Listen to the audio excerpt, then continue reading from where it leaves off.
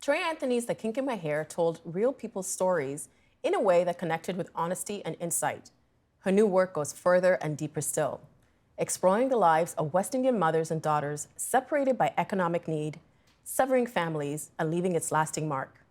In her documentary, When Black Mothers Don't Say I Love You, and her new play, How Black Mothers Say I Love You, she tackles it all, and she joins us for more. So excited to speak to you. Thank you for having me.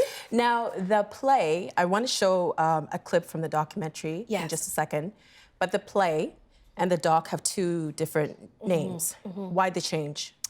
The change happened after we had already filmed the documentary, and I was watching this very random interview by Will Smith, and he was talking about the power of words, and he said that you have to be very careful as someone who has any kind of following or in the limelight to be careful about what you put out there and what is your legacy that you leave behind. And he said the power of words if you're never there to defend it.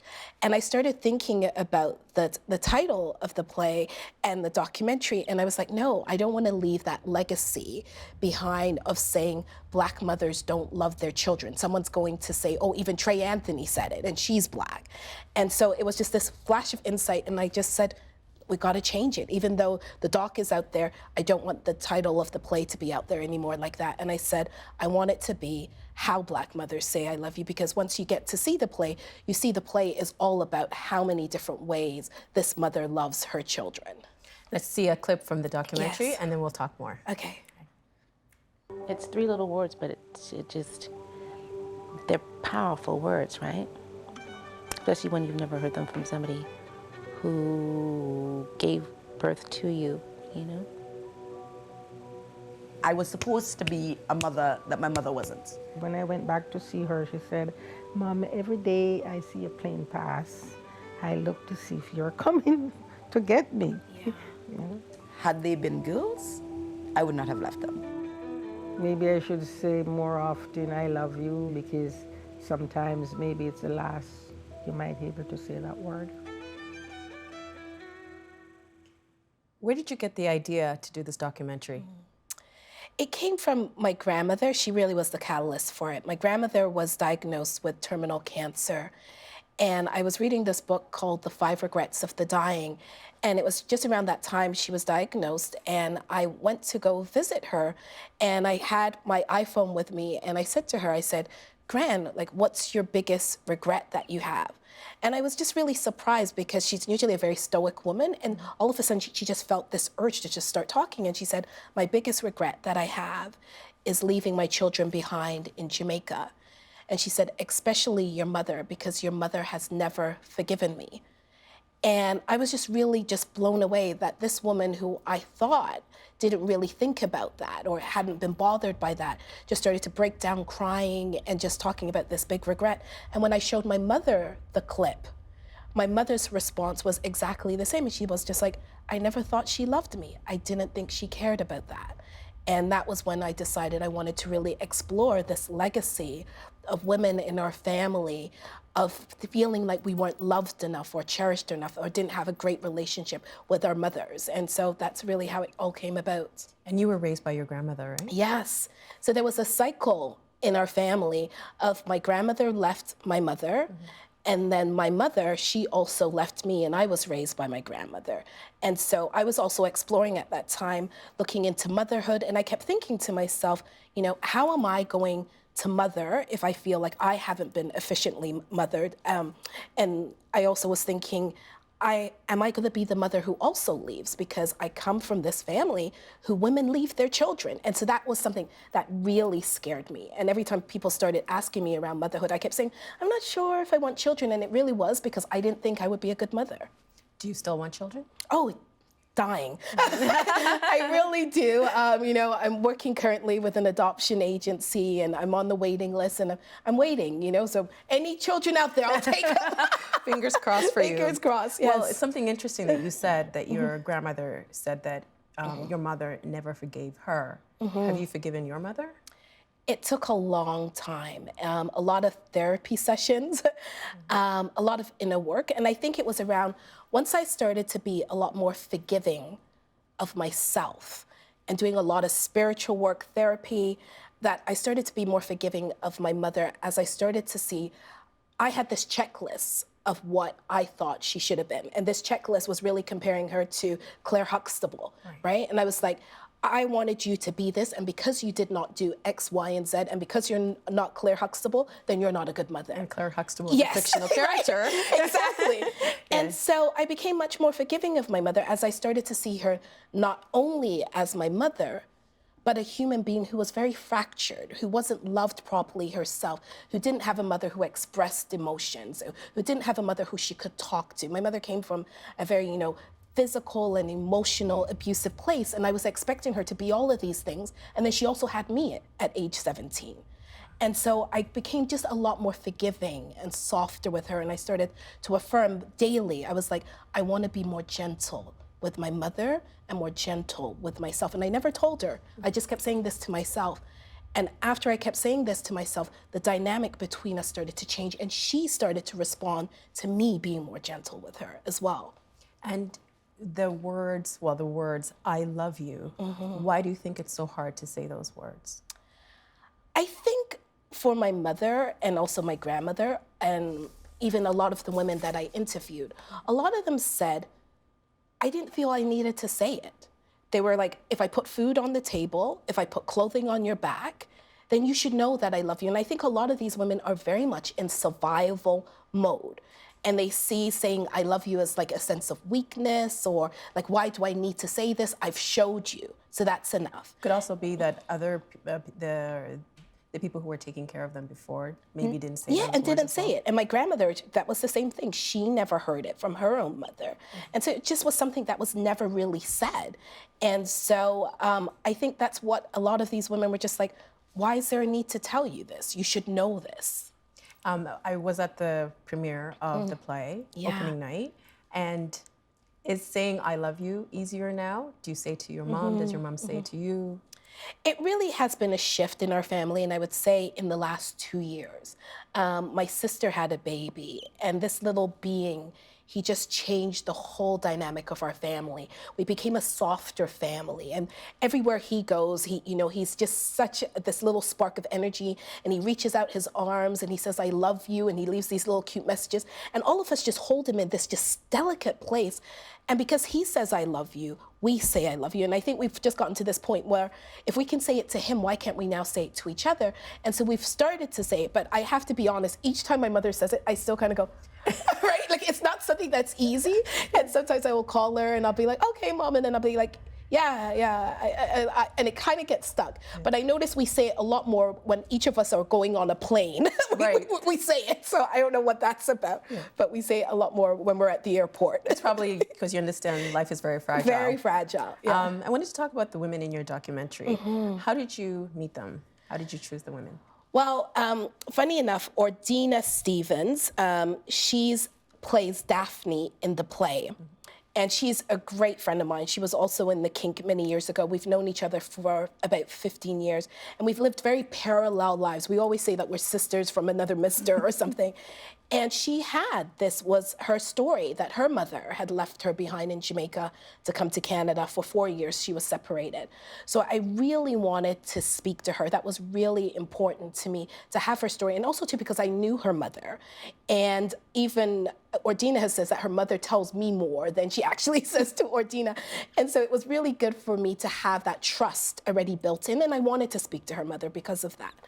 And then Naomi, how I met her is that she was doing a lot of work around working with queer Black women.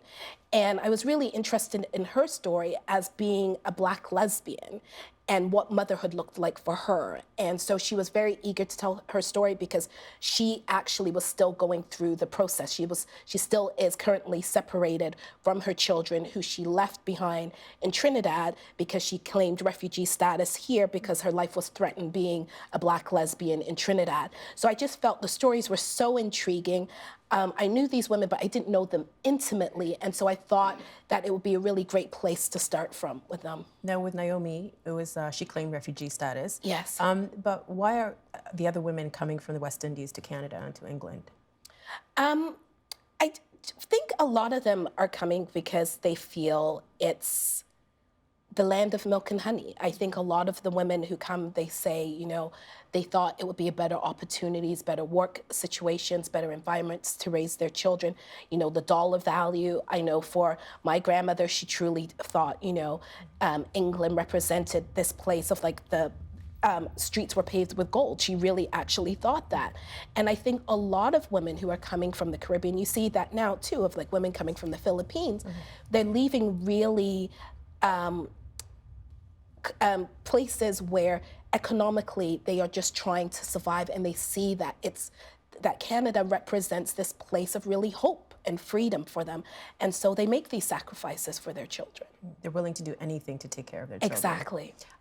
In the documentary, Naomi says that if her children were girls, she wouldn't have left them behind. Why is that? I found that the most compelling piece in the documentary when we were filming her, and she talked about having this cycle of incest and sexual abuse in her family. And she also talked very openly about some of these family members still being in her family and having access to her children. And so she said for herself, she felt a level of safety, thinking that because they are boys, that no one will sexually abuse them. And so she said she knows that if she had girls, she would never have left them because she would have been scared of that. Yeah.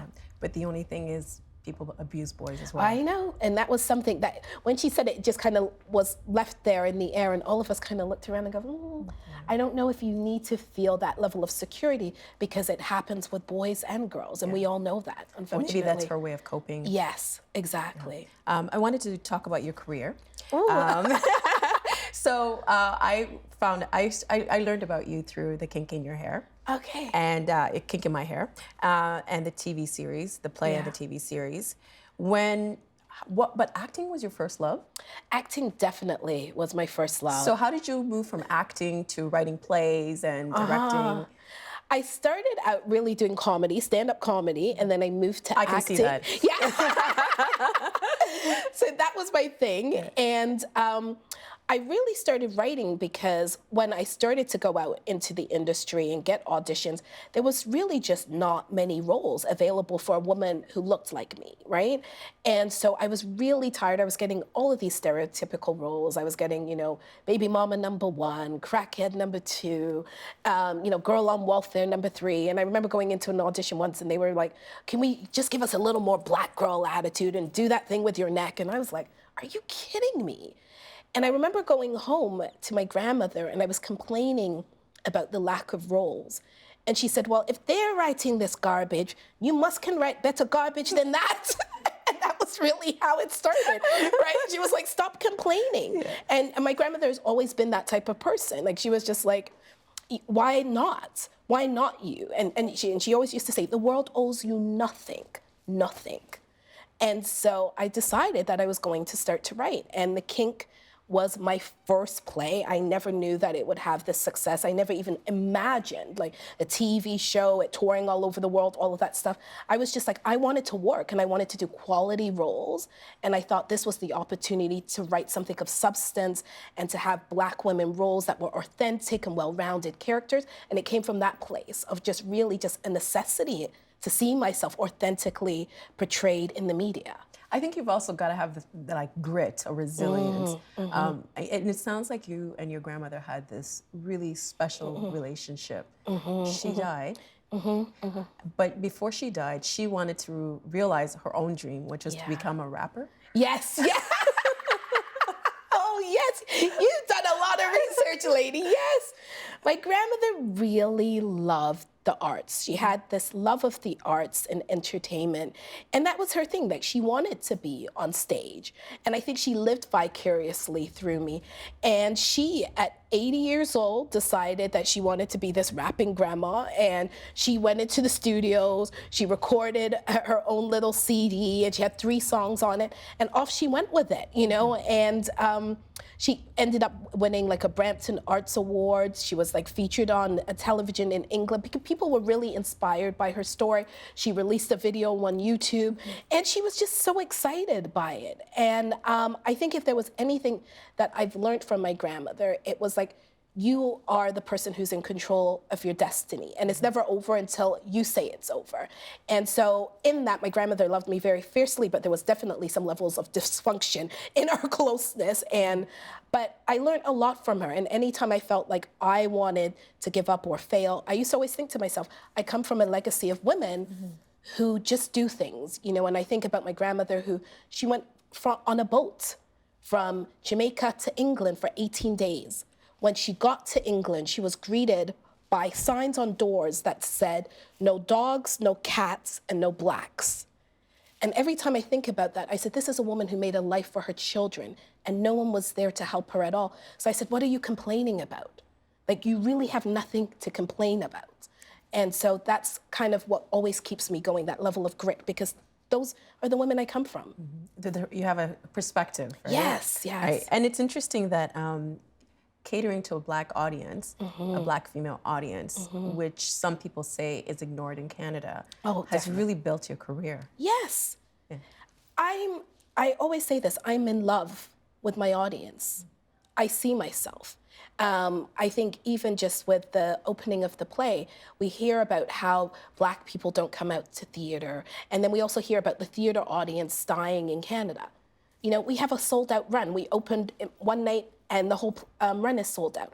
And it's predominantly a Black female audience who continue to come out in droves and support my work because they see themselves. We all are hungry to see ourselves. We want to know that we're actually validated, that our experiences are real. And for me, that's why I write, because I so want to know that I can go somewhere and see myself.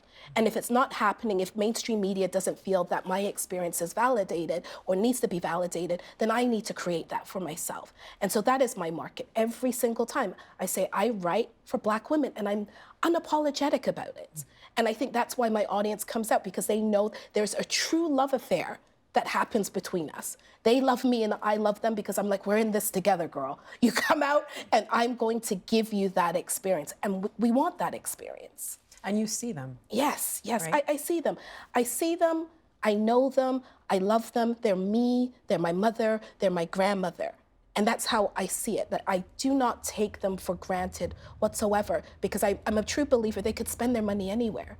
And yet they choose to come into a theater and sit with me and say thank you for putting me up there. And so I do not for 1 minute take that for granted. Now, The Kink in My Hair, the play became a TV series. Yes. And it was groundbreaking. And it was set in a salon, and you were talking about issues that people probably would never had a window to unless if they were from that community. When you look at Canadian television, what do you think about the state of Canadian television and diversity? Oh dear, I think we would need at least 5 episodes to cover that, but I'll try and put it in a quick soundbite for you. We're failing. We are failing in a way that is shameful. I think even coming here, I was on the train, and I do this count, and I was counting all of the people of color just on the train, and we were the majority. And if you look at who Canada is and what communities of color are represented, you would never know that we were such a diverse country if we looked at what's happening in our media, what is happening on our stages. You would never believe that.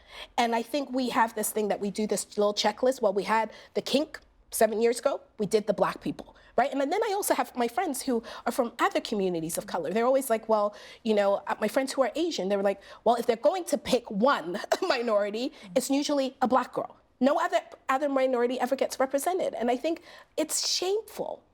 I think we need more people of color in positions of power that they can actually greenlight projects. Even myself, with the success of The Kink, you would think that I would go to any mainstream theater company and be able to produce this play. I went to 4.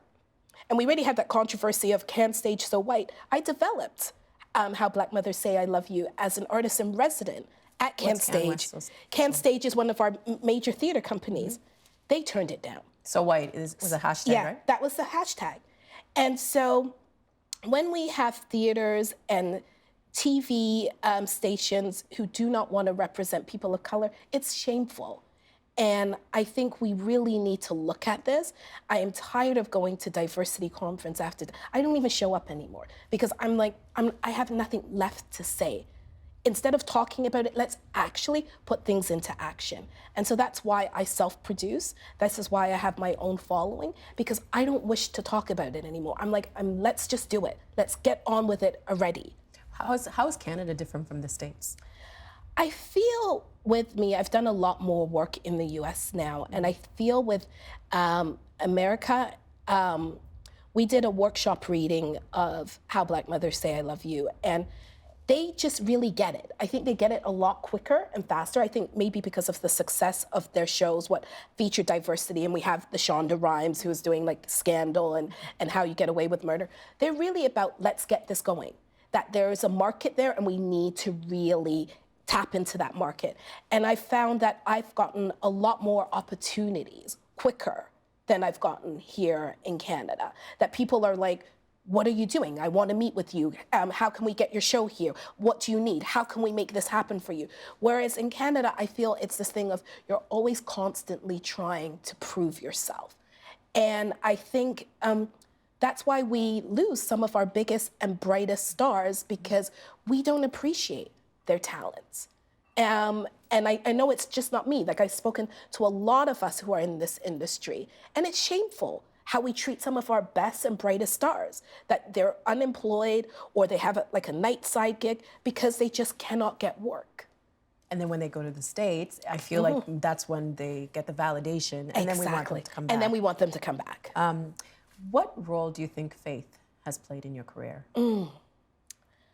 Faith has been my biggest guidance. I think for me, I grew up in a very, I would say spiritual, religious household, and it was a lot of complexity for me being, once I came out as a Black queer woman, how do I actually am able to still be spiritual and religious?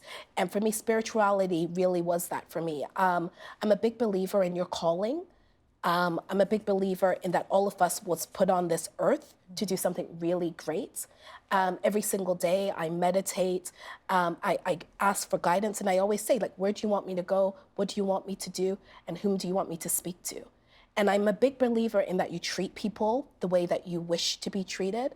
I believe too, because my family are very working class and they did very menial work, I see every single person's work as value. And I believe that you get back what you reflect out into the world. And I'm a big believer in that if something is going on in your life that you don't like, you need to take ownership of that. And you treat people the way that you want to be treated. And I believe I was placed on this earth to heal and talk to Black women. I really, truly believe that my work is guided by a bigger hand and a bigger destiny than I could ever think of. And so I function from that place of, let me be the most kindest and gentle person to everyone. I want everyone's interaction with me to be a positive experience. And, and some days I fail, right? But I would say 90% of the time I get it right? But I'm a big believer in prayer, spirituality, meditation, and it also gives me a way to slow down and be much more kinder with myself as well, because I used to be very super critical of myself. And I think my spirituality has really allowed me to be kinder with myself. Going full circle, have you ever thought about what your life would have been like if you had been raised by your mother? I think about it often. I do think about it. I do think everything happened for a reason. I also think a lot about if my mother didn't leave me in England and come to Canada, who would I be? Because I don't think the kink in my hair would have happened unless I was here in Canada. So it was meant to be. And I think each one of these women were just really huge inspirations in my life. And I've been able to appreciate them in different ways. And so I also think because I didn't have the ideal childhood, it's allowed me to be much more forgiving of other people. And I think people see me as someone who's quote unquote, damage, right? In that way, Never. right? But No, but they never. see it as that I'm able to tell you this story because I know that you didn't have the perfect I childhood. think everybody's damaged, but people hide it. behind it. Yeah. And I think it takes a lot of courage to be able to say what's Yeah. happened to you, because I think very few people in this world go through it without having some scratches or some scars. Exactly. You're right. You're definitely right now. And I think that people see me as that, like, they're like, Trey talks very openly about, I talk about my own family, their homophobia. I talk about the dysfunction in my family. And I think people are able to kind of say, well, if Trey's talking about it, then let me also talk about it. I've gotten letters just from people who've seen the play who said, this was the first time that they brought their mothers to something, and their mother actually broke down crying and told them they loved them, and they were able to say it to their children. And so I think in my own healing, I'm able to then heal others. So I don't regret my childhood. And before I used to be like, I missed out on something. And now I'm like, I don't think I missed out on as much as I thought I did, because there was a reason it all came the way it needed to.